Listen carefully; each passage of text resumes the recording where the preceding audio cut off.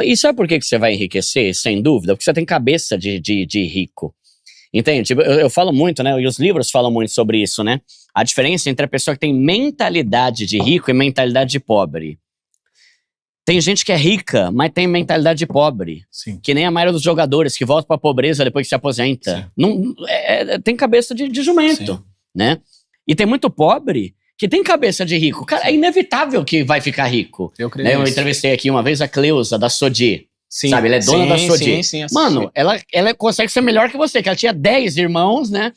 Pobre, lascada, mas ela falou, Duda, eu nunca tive uma cabeça do tipo, vou ostentar, vou impressionar os outros. Ela falou, eu vou mudar de vida, eu vou ser rica. Sim. Mano, hoje ela é dona da Sodi, tem Nossa, acho que 800 milhões de reais ela faturou no ano passado. Então, foi louco você ter entrado nos livros, e a minha vida também, minha cabeça mudou muito depois que eu comecei a ler livro. Porque quando a gente tem uma cabeça, uma mentalidade inteligente, é inevitável que a gente vai mudar de vida. Pode ser que demore 1 ano, 3, 5, mas vai mudar porque dentro já é rico, né? Sim, e outra coisa, você é liberado, tá, gente? As pessoas acham que não, mas você é liberado pra fazer cagada. Faça. Porque as pessoas acham que não. Ah, mas eu... Não, gente, eu fiz também. Teve uma época, e nessa época que eu saí, eu comecei a entrar no meio do funk, porque era a época que tava começando o funk. Começando assim, né? Não começando, mas tava muito forte, porque na Tiradentes teve uma época que foi o berço do funk.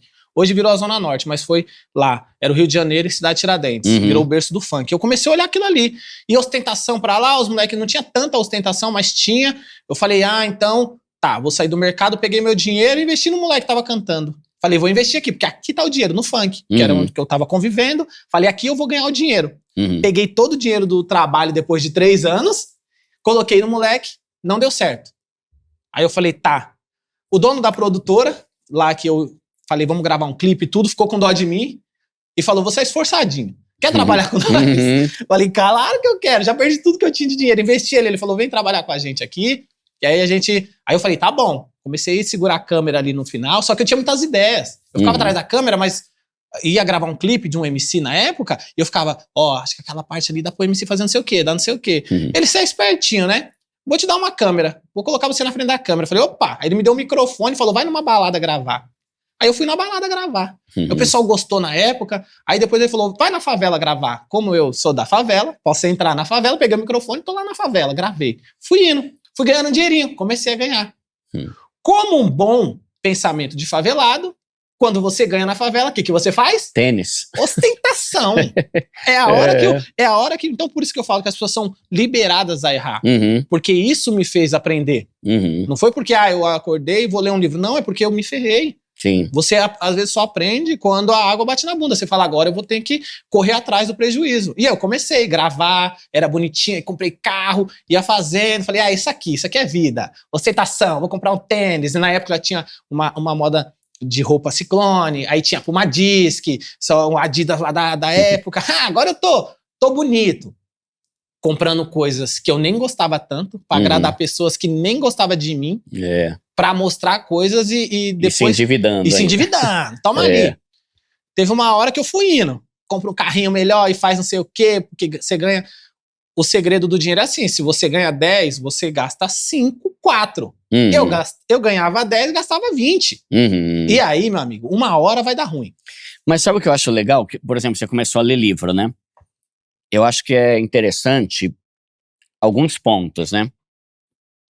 Quando você tá num meio que gira... E não é só favela isso, em todo lugar tem, né?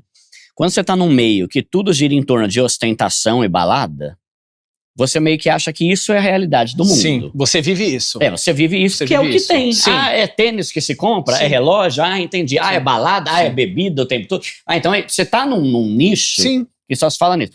Quando você começa a ler livro, você começa a perceber, caramba, mano, nunca pensei nisso, velho. Nossa, não é que dá pra juntar uma grana e fazer... Isso. Vou dar um exemplo.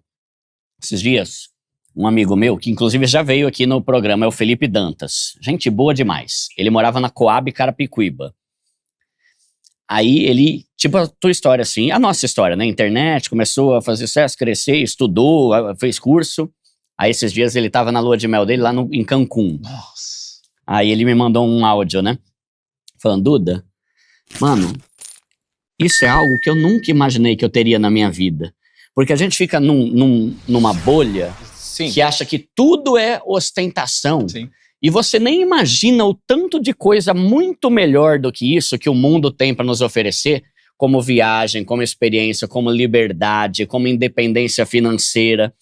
E eu achei louco ele falando isso, né? Que eu falei, mano, eu também, cara, né? Então, só que é interessante porque livros nos ajudam a viver fora da nossa bolha. Sim. Às vezes você ainda tá lá, Sim. ainda tá num ambiente ruim, só que a tua cabeça já tá começando a sair da gaiola e começando a ver que tem coisas mais da hora, né? Exatamente, e isso é muito bom. Então, se a pessoa usa pro bem, vou ajudar pessoas, e aí você começa a entender o jogo, fica mais fácil. E como um bom ostentador, eu fali.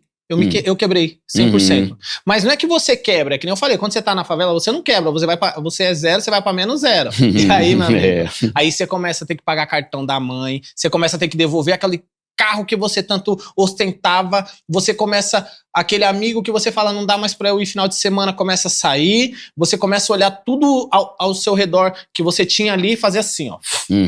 Você olha pro lado, olha pro outro e fala, só sobrou eu, que nem eu nasci. Uau, o que eu vou fazer? E aí eu falei, eu tenho que começar de novo. E aí eu falei, comecei a ler livro. O livro me trouxe pra onde? Eu falei, eu vou empreender. Vou empreender porque empreender é o caminho. Empreender é o caminho. Vou vender salgado. Peguei uma máquina de salgado, montei um negocinho lá de salgado, falei, vou vender salgado congelado. Falei, agora vai. Porque não tinha como não ir. Sou inteligente, fiz o saquinho, falei, é isso. Me entra a pandemia. Eu falei, não é possível, não. Eu falei, o que eu fiz, Deus? O que eu fiz pra você? Falei, caramba, Deus, como é que tá essa confusão aí? Eu tô tentando aqui e tal. Eu falei, agora na hora que ia contar o dinheiro, que ia vender o salgado, que as coisas iam acontecer, veio a pandemia. Eu falei, tá bom, a pandemia vai vir e vai passar. Só que a pandemia veio. Só que ela fez uma coisa. Eu peguei o Covid, quase morri. Foi a época que essa época da ostentação, você começa, é uma época que eu tô gordinho. 100 e poucos quilos. Caramba. Porra, eu tava gordo demais. E aí eu tava gordinho demais e você já começa a comer muito, você já começa a entrar numa depressão, numa coisa que você começa. Eu falei, vou vender salgado. E eu saí daquela ostentação pra vender salgado. Duda, você tá num patamar que você acha que é, e você descer, cara, é triste. O homem que passa por isso, a mulher que passa por isso sabe que é difícil. É que nem você ter um carro e você ter que vender aquele carro e pegar um carro menor. O coração rasga. Porque você fala, você pensa, o que eles vão falar de mim? Minha família, e meu esposo, e minha esposa, e meu filho, e meu primo, e aquela pessoa que, caramba, agora fali. E aí você começa a ficar triste. Só que eu não podia parar. Eu não tinha essa opção de, sofri, perdi, vou chorar. Não! Eu tenho que fazer de novo. Eu tenho que tentar de novo. E aí eu tentei de novo. Fui no salgado e falei, eu vou tentar. E a pandemia veio, peguei o Covid, fiquei muito mal, quase morri. Tem o exame lá que eu mostro até em um dos meus vídeos. Passei naquela máquina, fui pro hospital, cheguei lá, a mulher injetou um negócio em mim, desmaiei. Foi triste demais. Vi aquela situação, eu vi tudo que aconteceu, eu tava no hospital. E aí passou a pandemia. Só que o queijo, que custava R$35 a peça, foi para 70. Quem trabalhou nessa época sabe do que eu tô falando. Dobrou. E já não tinha mais lucro.